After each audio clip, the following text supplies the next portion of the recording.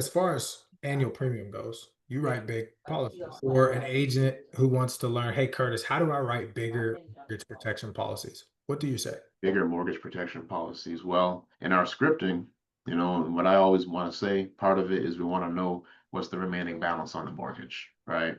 And then, what's their monthly mortgage payment as well. That, and of course, we want to know what their monthly income is, see kind of what our wiggle room is. And then, if they can qualify, then I'll just go for a big term, either a little bit more than the remaining balance, exactly the remaining balance, and then a lower amount. So they have a range of options, and a lot of times they'll go with a higher one because that's what they really want if it's affordable. And then, of course, if they don't qualify, if somebody has a lot of health issues, they can't get that.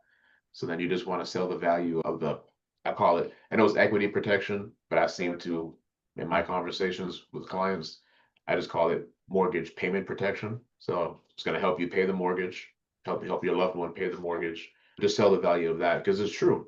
You're going to get a lump sum of money that's the equivalent of a specific amount of mortgage payments, whether it be 24 months, 12 months, or maybe 6 months. Sometimes I'll do bigger ranges too. Sometimes I don't do just the 24 months, 12 and 6, but you just give them that option and just take it from there. And the premiums end up being pretty larger, pretty big. So like, for example, if somebody's in their 60s, a lot of these people trying to get the coverage, they're trying to get it in like their 60s, 70s, even 80s. So you just have to, don't be afraid to present large numbers.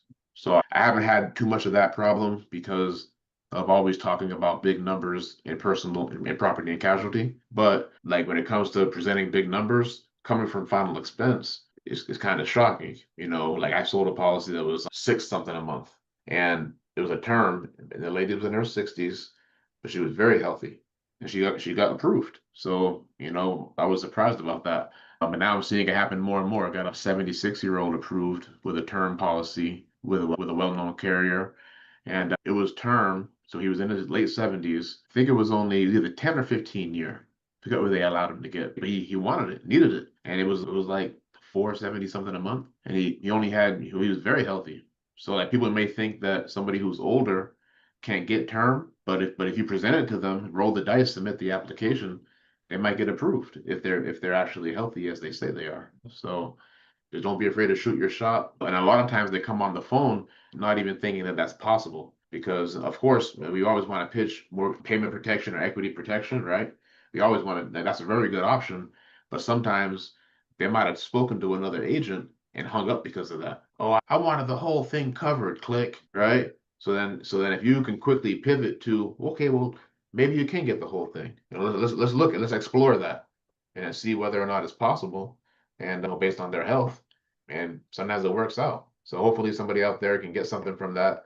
Anybody grinding the phones, don't be afraid to present big numbers. If somebody's in their 70s, like this one guy I helped, he can still possibly get it.